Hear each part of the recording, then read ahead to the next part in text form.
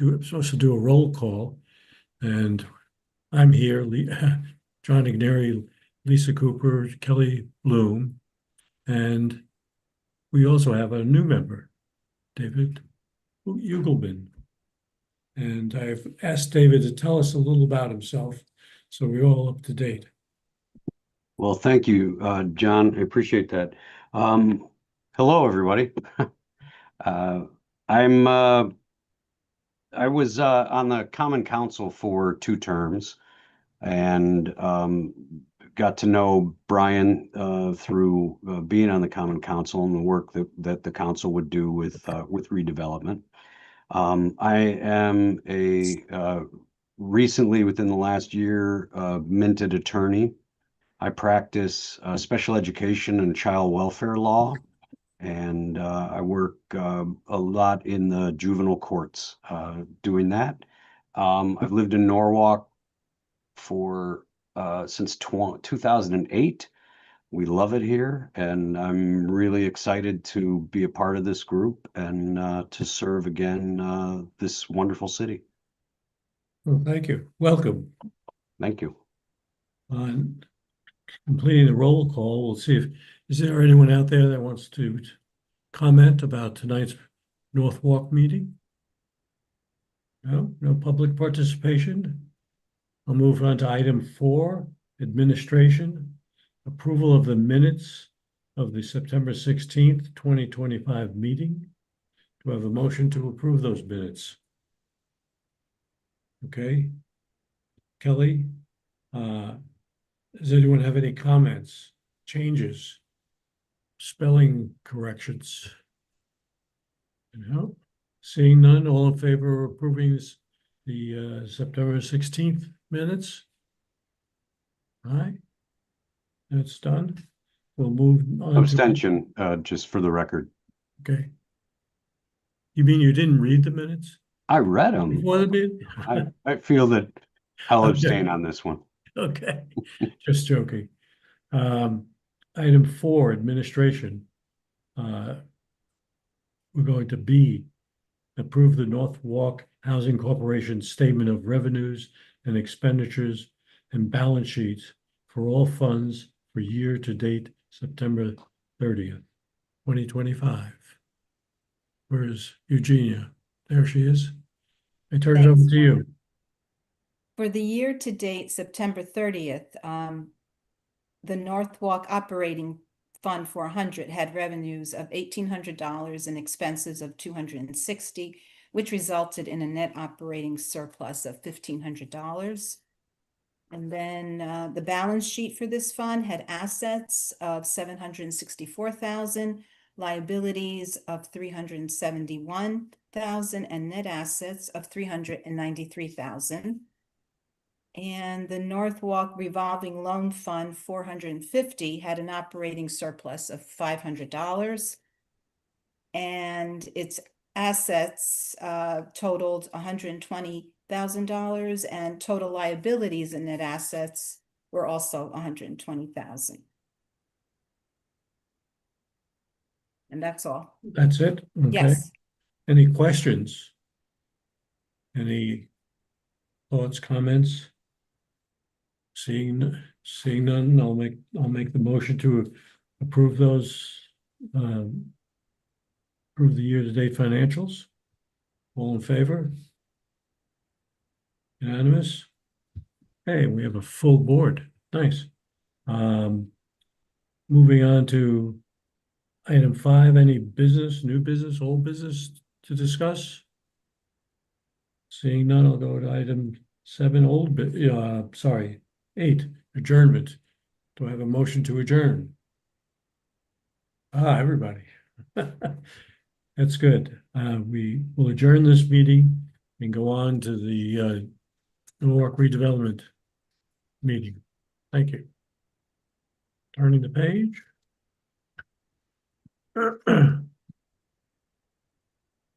I'll call to order the Norwalk Redevelopment Agency meeting. Roll call. We have full board here tonight. you don't need me to read the names. I believe you have them. Item 4, I'm sorry, item 3, public participation. Anyone out there want to comment about tonight's agenda? No? Seeing none, we'll move on to administration, which is the approval of the minutes of the September 16th, 2025 special meeting. Anyone have comments? Changes? Corrections? Seeing none? I think we had a motion. I made the motion. All in favor? Aye. One abstention. Extension. We'll move on to item B, financials. Approve the Norwalk Redevelopment Agency's statement of revenues and expenditures and balance sheets for all funds for year-to-date September 30th, 2025. Eugenia, you're back on stage. Okay, thank you, John. For the year-to-date September 30th, the operating fund 100 had revenues of $401,000 versus a budget of $380,000 for a favorable variance of $21,000. The actual expenditures were $400,000 versus a budget of $440,000 for a favorable variance of $40,000, which is due to lower personnel and administrative expenses. The actual operating surplus of $1,000 versus a budget of $60,000 resulted in a favorable variance of $61,000. Then going on to the balance sheet for Fund 100.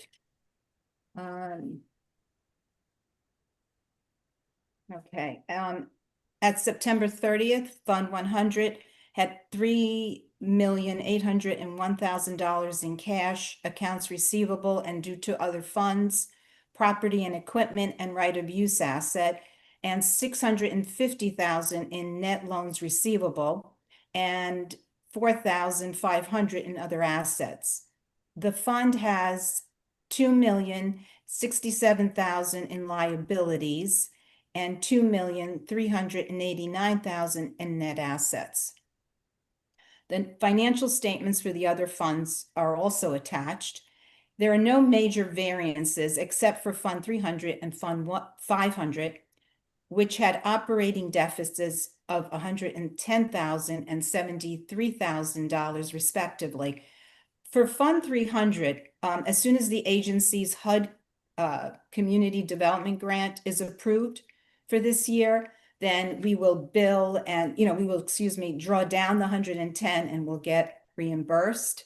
And for Fund 500, the $73,000 was already billed and reimbursed by the city in October. And if I could just add one little point, just reinforcing what Eugenia had mentioned about the HUD reimbursement, the 110,000. One of the things that we've been working with, with the new changed administration, is the availability of the CDBG funds, which I know we've talked about at the board. And one of the things that we've had to watch out for is our administrative costs. So that's roughly 20% of our annual allocation. And that actually hasn't been being reimbursed, is what Eugenia is effectively noting, and that we're logging these expenses in anticipation of those funds being reimbursed. With the recent government shutdown, we were monitoring the situation, but we just received an email today from our consultant that other communities in the nation are actually starting to get those agreements. Oh, good. So we're feeling pretty good. Things change daily in this current political environment, but we've been monitoring that. The one thing that is a good point to note, though, is we allocate about $400,000 across the board for personnel costs related to our CDBG program, and the larger portion of that through the city neighborhoods is actually we still have money from past years that we've been able to use to make sure that we're not creating too big of a hole in our financial plan. It's really just that specific admin dollars that we're waiting for reimbursement. But I'll update you next month, and hopefully by then we'll have all of our agreements in place. Okay, thank you. Yep. Eugenia, you completed? Yes, that's all. Okay. So do I have a motion to approve the agency statement of revenues and expenditures for the year to date through September 30th? Lisa, any questions? No? All in favor? Approved? Unanimous? Thank you. We'll move on to item 5, business and the design review of 19 Day Street. Turn it over to you, Brian. Great. Well, thank you. So yeah, we're joined tonight by our applicant team from 19 Day Street. This project, I'll let them, obviously, as our typical workflow, have them give a little brief presentation. Unfortunately, our design review consultant wasn't available to attend the rescheduled date tonight, but I have John Hopkins from our office who's been, working with him very closely to provide any updates on kind of unresolved issues. This project has already gone to the Planning and Zoning Commission, and they've listed a number of conditions which were included in the agenda packet alongside the PFJ memo. So I think we're really focused on, those remaining conditions that our design reviewer may not have addressed, which I only think there's like a couple of them, but I'll let our applicant team first give a brief presentation on the project, and then John can kind of fill in any details from there. And I assume that'll be you, Colin, right? All right, if you want to come off mute, I don't know if you're on. You're welcome to share too. Yeah, sorry, we still have a lot of people pushing here. So, yeah, there's not usually an I in team, right? But tonight it's just me. So, let me open out that screen. Zoom always gets me. So 19 Day Street, for those not familiar with the project, is down here in South Norwalk, just adjacent to Ryan Park. We're talking about this parcel, kind of shaped like Oklahoma. And it's primarily surface parking at the moment. The 1420 distillery is this back building. And then there's an existing built bar building, modular construction that was built several years ago on the site here prior to the elevation of Day Street. And then there's a small liner building kind of buffering the parking lot on Day Street. Giving you a really quick aerial tour of an area that you probably know pretty well. We can look at the existing building condition. So this building is the 19 Day Street building, and that is in the new proposal that's going to remain. The proposal calls for the demolition of this liner building and the replacement along the street here with a new structure, and then also the demolition of the rear building to provide more parking for the increased density on the site. Traffic circulation is still gonna operate in much the same way, just with a little bit of reconfiguration internally, and you'll see that from the plans that I'll show you in just one moment. So coming back to the pages. So this is the proposed site plan. You can see the outline of the former distillery building here that would be removed, creation of additional parking back there, slight reconfiguration of the electrical utilities on site, and a little bit of reconfiguration of the parking. But essentially, you're looking at the same in from the northern end of Day Street into the site, passing under the new footprint, and then back into the site where you can make a full loop and then come right back out to the street. And a little bit of a dead end here, but we've got a turnaround. These would likely be assigned spaces for the ownership or however they're managing the parking. And then there's an additional 10 spots in excess of what we tabulated the zoning requirement at that are not calculated into the zoning requirement, but do provide a slight excess of parking for multi-bedroom units, likely based on their management plan. Going up to the next level above the street, the existing building is remaining unchanged. New building, sorry, I should cover a little bit more at street level here. Streetscape is basically remaining the same. We're keeping the existing trees that are out there, we'll do their best to protect those for construction. Kind of a terraced garden approach to providing a pedestrian entry plaza here that's under the overhang of the building. Some additional terracing over here and under building gardens. So shade tolerant plants would be selected. And basically just providing a nice elevation above the public walkway and a more of a sense of entry as best you can with this style building. Leasing office and mail utilities down here on the first floor, some bicycle parking. And then trash would be in an enclosed room over here on the property line, and that would be brought out by building maintenance staff to be serviced by the trash contractor. And then large vehicle can actually enter the site completely and then pull around and exit back out onto Day Street without reversing into the street. So we think that's a positive for that. Existing entry to the 19 Day Street building would remain unchanged. We've got an egress stair serving the new building that posts down here. And that gets out through this sloped walkway that gets you out to Day Street.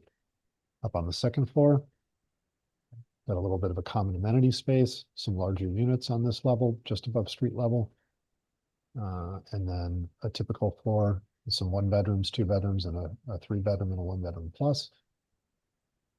Going up, we get to some loft units where these are 1 bedroom lofts, so they've got an additional space up in the half story above. Some step back terraces that provide some views towards Soundview Landing.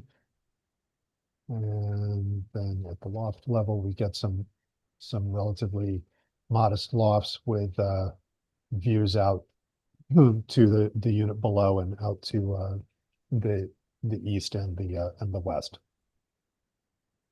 As to what this thing looks like,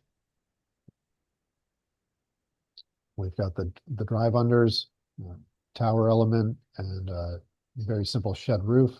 The material, we're thinking this is a brick material with linear wood cladding accents. This is the materials page. So the number 3 is the gray brick being seen as smooth. We're looking at maintaining the existing fenestration vernacular of the existing building. So picking up on the multi-pane windows, using the integrated HVAC grill, but changing the linear metallic cladding for a brick aesthetic.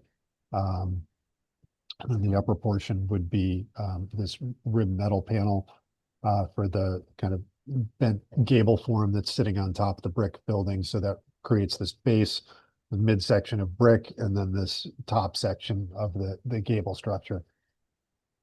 Multi-pane window example, cable rail for the safety rails. Excuse me, and then a simulated wood grade cladding can be seen there, and that would be used as some of the accent materials for the tower, and that plays off of some of the spandrel panels on the existing building, as well as the existing egress stair in the existing building. On the backside, a little bit more restrained composition, the vertical ribbed cladding, and then you can see the clearance below, and we've got the shop front and the linear wood cladding on the backside. Kind of in a strictly elevational view, one of the things we made sure we addressed was the vertical clearance at the drive entries. So we made sure that would accommodate the trash service as well as the move in, move outs, and the emergency vehicle access to the rear of the site. So that's met those clearances, provided that, and then you can see how the Day Street is sloping as it was built up towards the intersection that was raised several years ago, and then slopes down back to meet the existing topography of the neighborhood, and then we're ramping up slightly to get into the site under the building. So that leaves this building access as an elevated platform slightly. One of the things that did push that lobby up was there is a bit of a flood zone issue in this area, so need to make sure we're out of the flood zone with those building entrances. So that's one of the reasons why that's not stepping down and meeting the street directly, is because we need to elevate that lobby to comply with the city's flood regulations. One of the outstanding conditions that you're probably going to hear about from Mr. Hopkins is, I believe, zoning commission resolved that this elevation, which is the property line elevation further down Day Street, we had proposed a series of panels very similar to what was done at the 10 Monroe Street project on South Main, and that kind of simulates the windows. They had preferred a mural. That was one of the things that had been discussed. So we don't have any objections to that. So we would revise this to provide some sort of a palette for a mural installation with some lighting. I don't think we're too far off the property line, but we'd be able to get something artistic in there. As that was the request. Typical units. Got as you saw as I was flipping through, we've got a mix of kind of 1 bedrooms, 1 bedroom plus, 2 bedrooms, some 3 bedrooms, and some loft units. So a decent mix of units there. and variety of sizes. So really providing a diverse mix of units within this new building.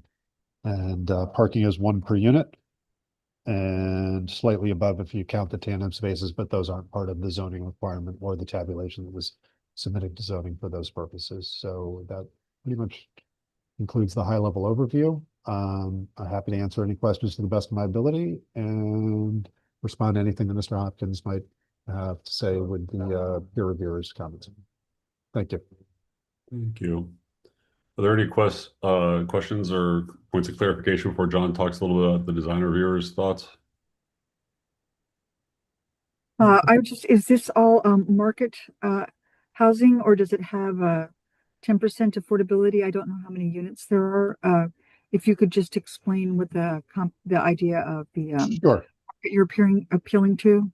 Sure. It is market rate. We're following the city's affordability guidelines. I think it's 20% affordable, and we are using the provision that allows us to do the one space per unit, parking space per unit, to reduce the parking supply. And then we're also taking a credit for the quarter-mile distance to the Sono train station. So because of transit adjacency, that's helping to reduce the parking requirement on site, which is helpful. And this affordability is following workforce guidelines for the city? Correct. So we're talking about what income levels at this point? I'm not sure I'm up to date on that. Nor am I. So that would be a question for the development team, but it's whatever the city of Norwalk guidelines reflect for those credits. And I'm sorry, how many units was it? It is 32 new units, and then there are 56 existing. So it's a total of 88 units on the site. So that with the 20%, it'll be approximately 16 or 17 units.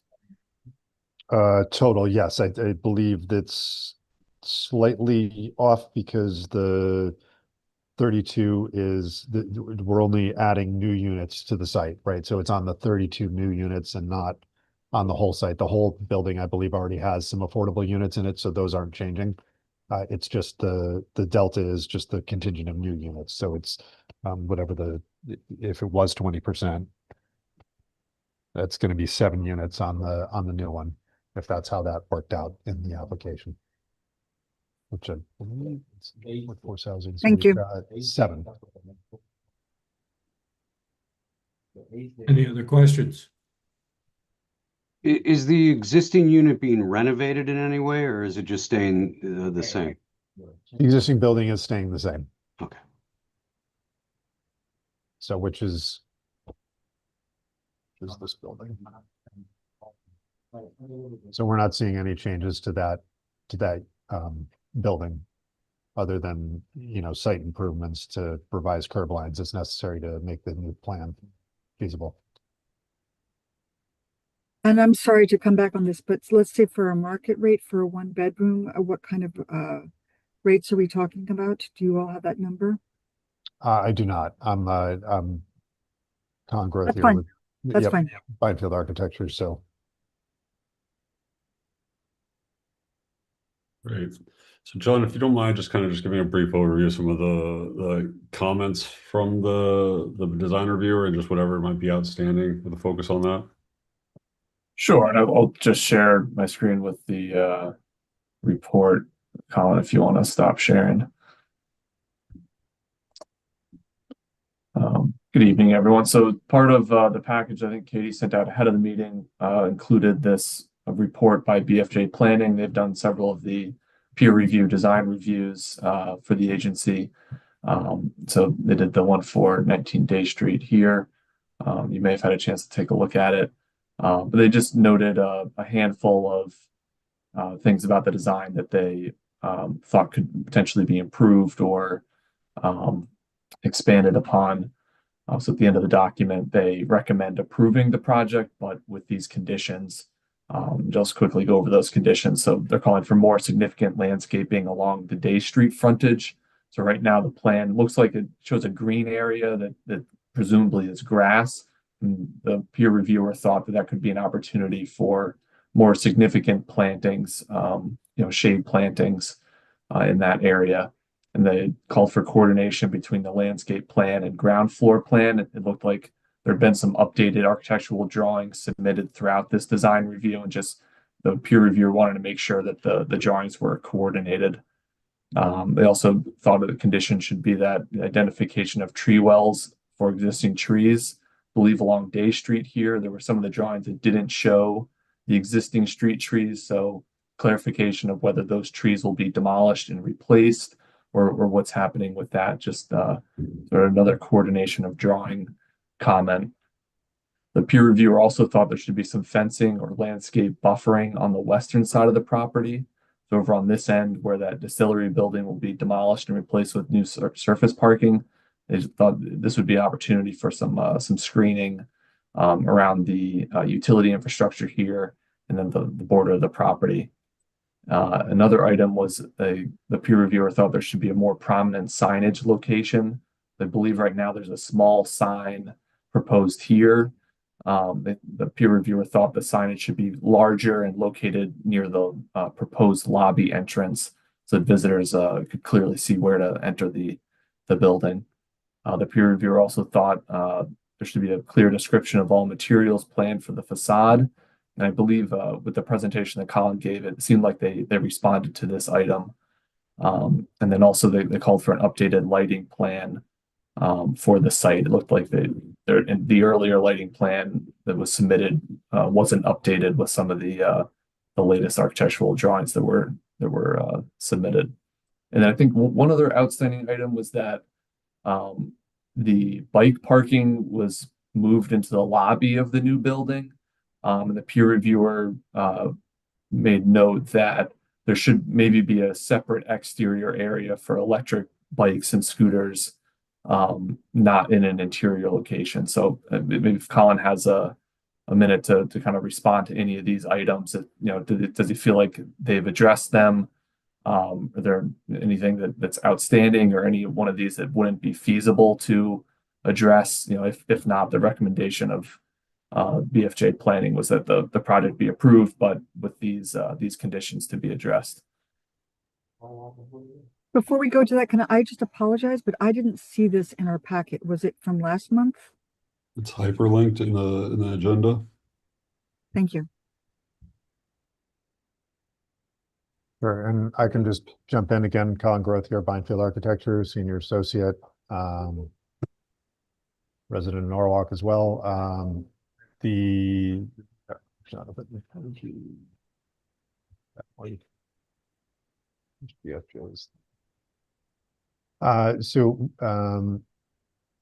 knock off a couple of these relatively easily.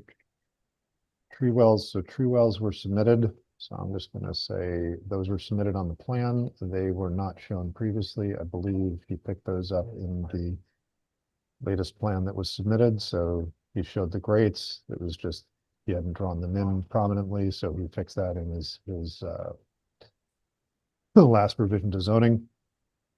The fencing or landscape buffering on the western side of the site, that was also picked up.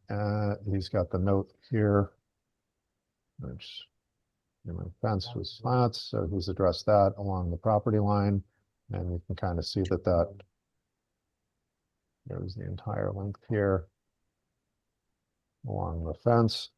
So basically screening the entire perimeter, and then down along the south side here where it's applicable. So the civil engineer, landscape architect picked that up. More prominent signage location, that was addressed by us in our revised submission.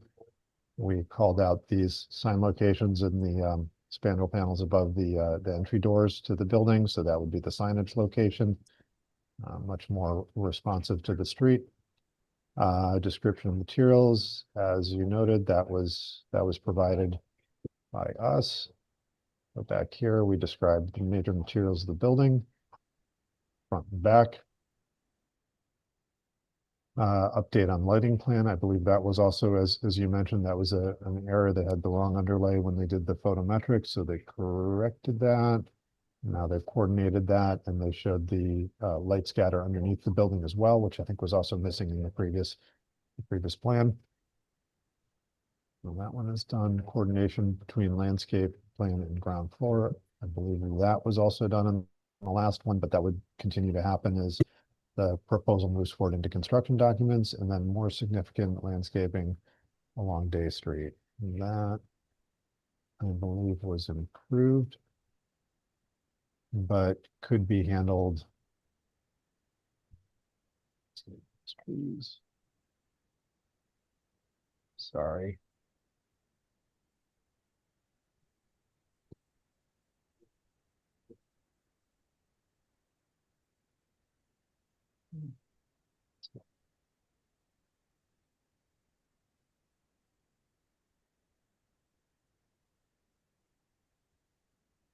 That one. So we added some additional trees in this area. And I believe it is just a planted, it is just a planted lawn with some additional ornamental trees. It is a relatively, low light area, so it has to be shade tolerant. Our plan, our plan's a little sparse, but we're not showing the landscaping. So we'd refer to his plan for that, the landscape architect's plan for that. We're just showing the perimeter of it. So as that area is green, but it is, as you can kind of see from the building here, you'll probably have some morning sun when the sun's coming up from the east, but as it goes towards the latter portion of the day, this is going to be in shade. So he has selected a shade tolerant species for there. And that's all I have for that. So we did increase the size of the shrubs, I believe, in response to that comment from what they made. If we scroll up there, I think he was referring to, because ours was essentially blank and just showing that blank palette, and we weren't showing the shrubs as we were the trees. But that is in the landscape plan, and that's the one that should be followed, not ours. Great. I think that was it. Anything Okay. else? No, I think it's just more for the discussion of the board. If there's any Okay. comments that you guys have, and I have a question. Oh, I've just lost my page. When I'm looking at the front of the building, you have the lobby that's there, and you have step up into that lobby. So that it's not ADA accessible from the front off of Day Street. You have to go around to the back to get street level to sidewalk level. I can show you the route. Let me share. I just realized I probably wasn't sharing the screen when I was crossing stuff off, was I? So the plan. So the thought, you are somewhat correct in that you do need to kind of come into the site in order to get there. So you can come up and then cross over, and then you can enter the back of the leasing office. So there's an entry there adjacent to the ADA spaces. So Right, but it's not ADA accessible off the street is my question. oh no, it is. You'd come into the site here. Well, I have to come into the back of the site, to the back of the building. You're not accessible to the front of the building. So a person in a wheelchair coming down Day Street still has to make that route around, all the way around to the back and come in that way. Correct. That's kind of unavoidable though with the lobby configuration and trying to get all of the touch points and comply with the flood regulations. So it's like there's not enough room to get up the 11 feet to elevation 14 Okay. to meet the regulations there. So the easiest way was just to kind of come up where we were, providing a sense of entry into the site, and working towards the existing building lobby as well, and then creating a relationship between the accessible parking spaces within the site that we were required to provide, and putting the entry proximate to the accessible spaces. So you've got a high point here where they can cross within the site and then get into the backside. I know it's meeting the intent, or the letter, maybe not the intent as well as it could, but we're doing the best we can within the flood regulations and the design constraints of the site. Okay. Thank you.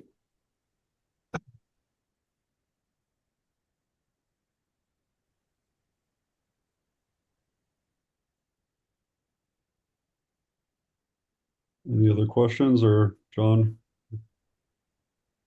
Colin, could you speak about the bike parking storage issue and whether it's all within the lobby and if there's opportunities for like electric and bike and scooter Sure. parking. At the moment, we're just showing the bicycle parking, yes, and, I'm not sharing again, am I?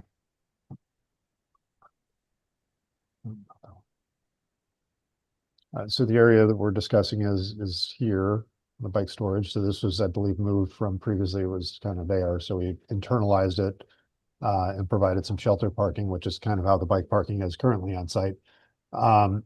There is no specific provision for electric bikes at the moment. That might change in the future. I can't speak to the owner's desire as to whether or not he's going to provide electrics in there for people to charge those things, but he may if if he sees that as a necessary thing to service his tenants. As far as why you'd locate electric bikes outside, um, I don't really have a comment on that. Either way, the buildings are sprinklered and fire protected, so the area under the building would be required to be fire protected, so there would be fire protection in place for any of the area underneath the building as well as the areas inside. So that would handle, the basics of any problems that might arise from a safety issue with a malfunctioning electric bike. But as it is, there's no current plan to provide special charging facilities for electric bikes or scooters or any of the like, or special storage capacity for those. Not that there couldn't be, but there's nothing specific at the moment.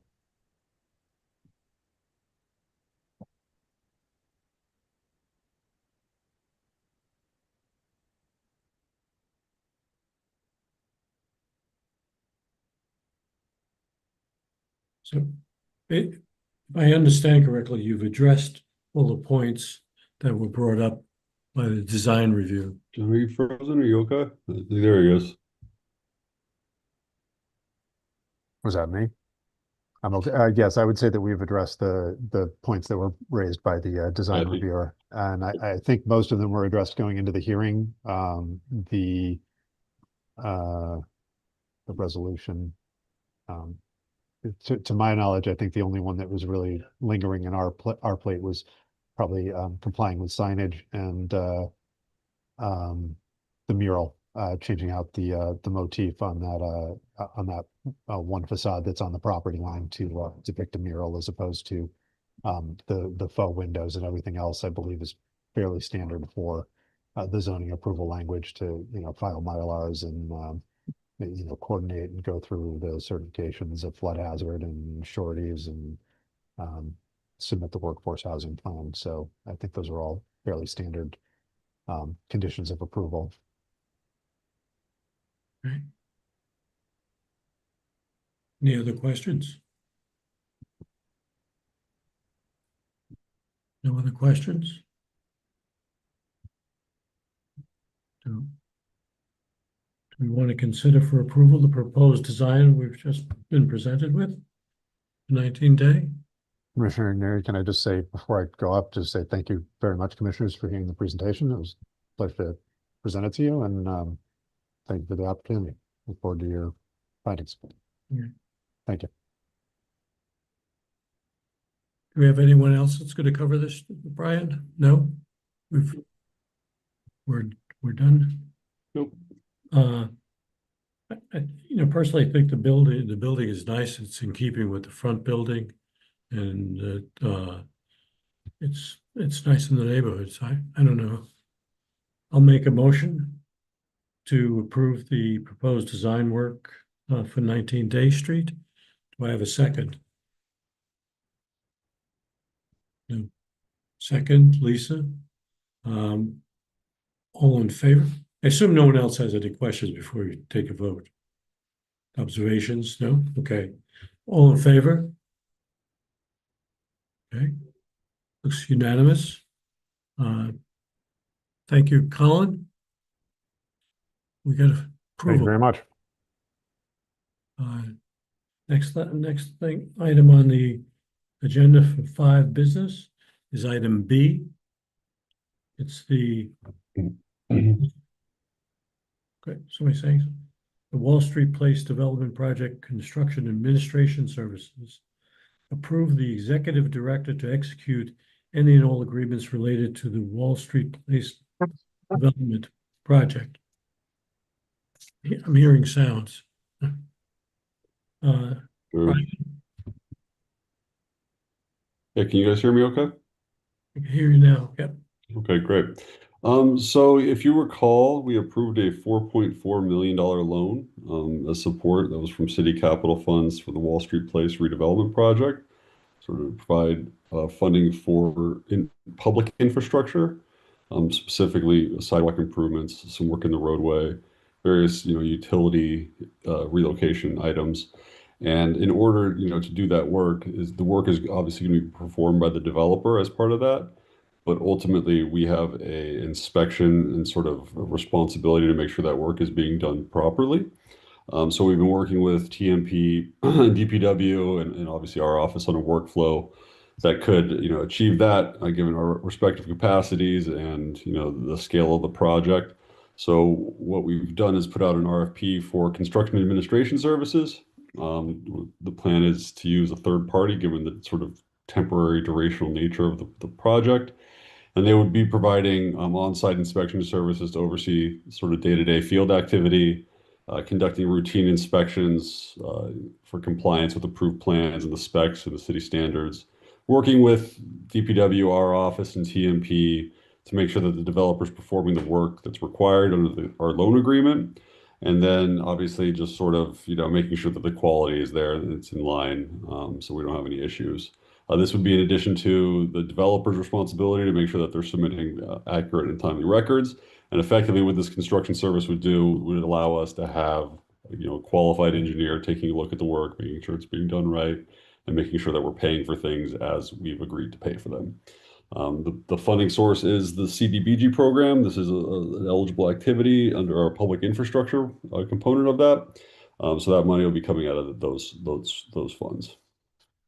And to the tune of about, we're working to sort of value engineer the proposal. We got proposals back that were a little higher than expected. I think it came in around 180,000 for the whole project. It's obviously a $4.4 million project. But we've been working with TMP to sort of value engineer that back to probably about 150, but do it more based off a day rate with weekly look aheads. So that we're trying to minimize the ultimate expense, but that's the sort of ballpark that we're working with.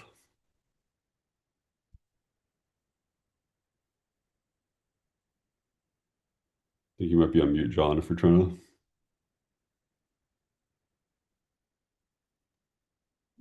So any questions, observations, questions? No. Brian, what do we know of the Wall Street Place project being on time right now? Yeah, I mean, as far as we're made aware, it's moving at the pace that we've expected, actually. I mean, they broke ground and they're getting things done over there. In terms of our piece was solely focused on the infrastructure aspect of it. But as far as I understand, they're moving at the pace they agreed I to. guess my question is, are we in one of those situations where if we end up paying more because we go longer because they go longer, or is there a trigger within this that makes the developer responsible for any overages at that point? It's exactly that. We've agreed to 4.4 and that's it. And that's Okay. that's a loan to them. So this is ultimately, it's we don't have any sort of risk. But I mean, for the construction, the construction management is on top of the 4.4. It's baked into the 4.4. Yeah, it's on top of the 4.4 ultimately because it is city infrastructure. This is public right-of-way improvements. Well, what I'm saying is if that stuff's held up and we end up that team, if you're on a day rate, that goes longer than what we originally are budgeting for. Right. Is Yeah, there a then trigger that the developer, if the lateness is caused by the developer, does the developer? it's more going to be, I mean, the work will happen in terms of the quantity. If there is a little bit of an overage, yes, we would be covering it, but I think Okay. they're inspecting a very fixed amount of work. So that whatever that occurs, it shouldn't increase the overall cost too much. Okay. Yeah, we were going to go for a fixed rate to just avoid exactly that, but I think we're going to end up spending more money if we went with a fixed rate than if we did this sort of day rate approach. Okay. Thank you. Yeah, no problem. Any other questions, observations? Do I have a motion to approve the executive director to execute any and all agreements related to the Wall Street Place Development Project construction? So moved. So moved and seconded by Kelly. All in favor? Passed unanimously. Go on to our next item, which is the work program update. Ryan. Yeah, so I'll provide a general update. And if there's I'll provide a little extra detail too, just for David to catch you up in terms of these specific projects. And also just another offer, if you want to have a catch-up call afterwards, another day, just let me know. I'm happy to go through things in further detail as needed if I speak too lightly on a particular topic.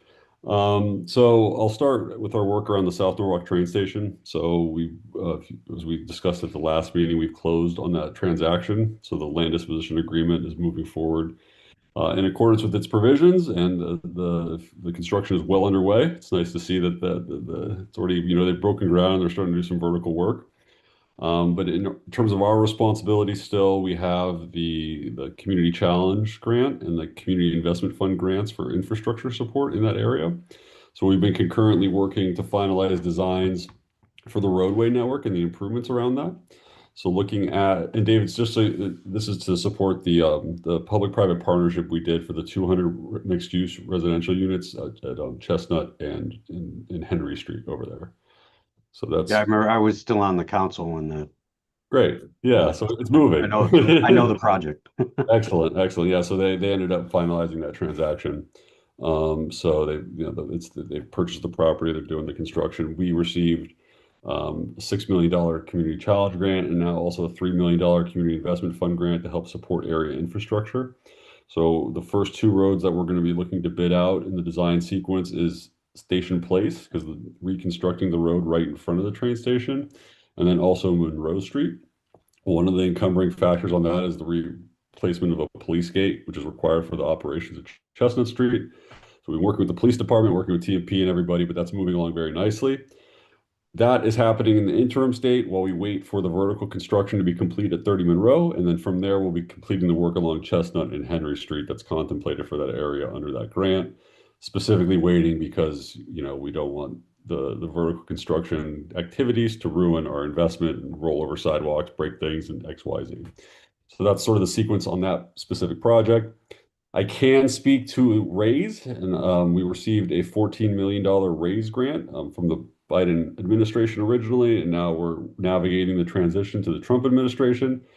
A number of these grants have been canceled nationwide. Ours is fortunately still in consideration. We were actually just invited to basically modify our scope to be more in accordance with the current administration priorities. Fortunately, our project was very driven by safety. There was a lot of safety incidents along MLK. This is the corridor that we were going to be focusing the investment on. So I think they're giving us a chance to, sort of modify that. We've been going back and forth with our consultant, going back and forth with USDOT. But I still have hope that we're gonna, make it through. It is a very, challenging time in terms of things changing often and regularly, and trying to figure out, what the new normal is. But we've been getting good guidance from our USDOT, our partners at USDOT, and we're still in the running. So we've updated our grant agreement. That's currently at the federal highways. He expects more back and forth, but it's still, the money has not been rescinded or anything to that nature. And yeah, so I'm happy to entertain any questions, but that's the main updates for the work around the train station. One thing I can add is we are in the process of closing out the brownfield assistance grant that we were able to do in support of that transaction. So that work, the remediation work is all done. If there's no question on that, I could talk, you feel free to stop me and go back to anything, but heading up a little bit north, Webster Lot, as you know, we're discussing redevelopment of that. We've been going back and forth with potential developers. The latest update, we went out for RFP for another round of developers for negotiations. Those responses came back to October 24th, and we just completed interviews today. So we'll be able to update in more detail once we kind of get through this whole procurement, negotiation phase. But that's moving, and we've been concurrently advancing the remediation plan for the site, trying to start, working with our EPA dollars to get it cleaned up. And also just general, we've been doing a little bit of analysis. We actually just kicked off a parking study today. What we want to do is, as we go into the development and the negotiations in this next phase, is to really work with a consultant, identify the right size and the right amount of parking spaces, so we're not over constructing or under constructing parking for the site, given the fact that we already have to replace 650 public parking spaces on site to open up the development. And then if you're talking about 430 units, it could be, a 1,200 space garage if it was not sort of examined and looked at. So we received a $750,000 US DOT grant under their innovative financing program, and we're using those funds to pay for this parking study, some financial analysis, and then ultimately some of the legal expenses related to the project. So that's the update on Webster. And then if we continue, the other project we're working on is the Reconnecting Communities grant. We've been holding this project for a little bit because in a perfect world, it was connected very nicely to our RAISE project. And we didn't want to have to procure two separate consultants to kind of sort of look at the same, same corridor.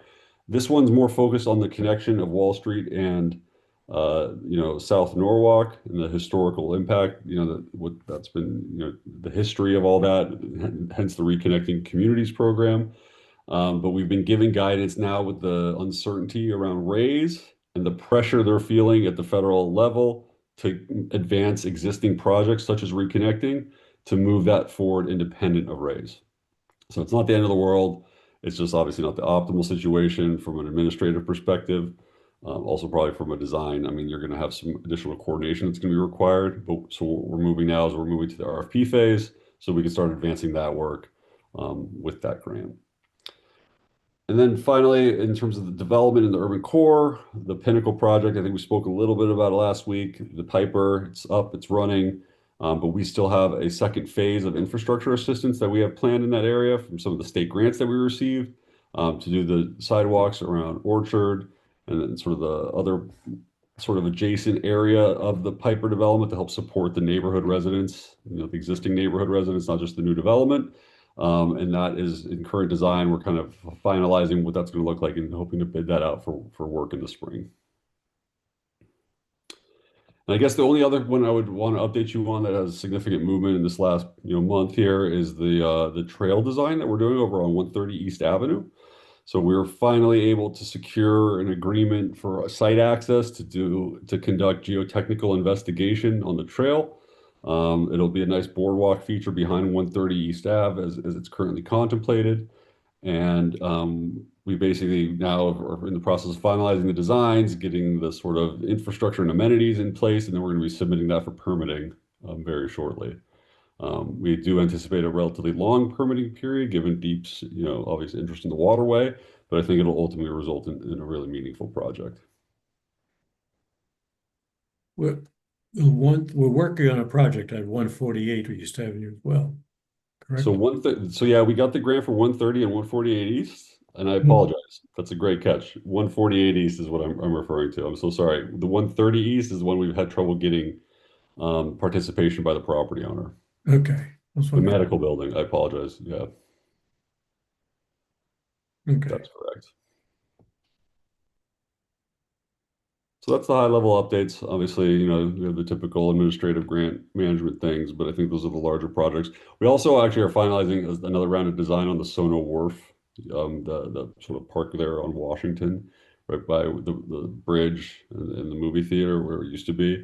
We've had to hold things a little bit for DOT to get back to us in terms of what they'd be willing to accept given the Walk Bridge project, but we've gotten that guidance and we're moving to finalize those designs as well. All right.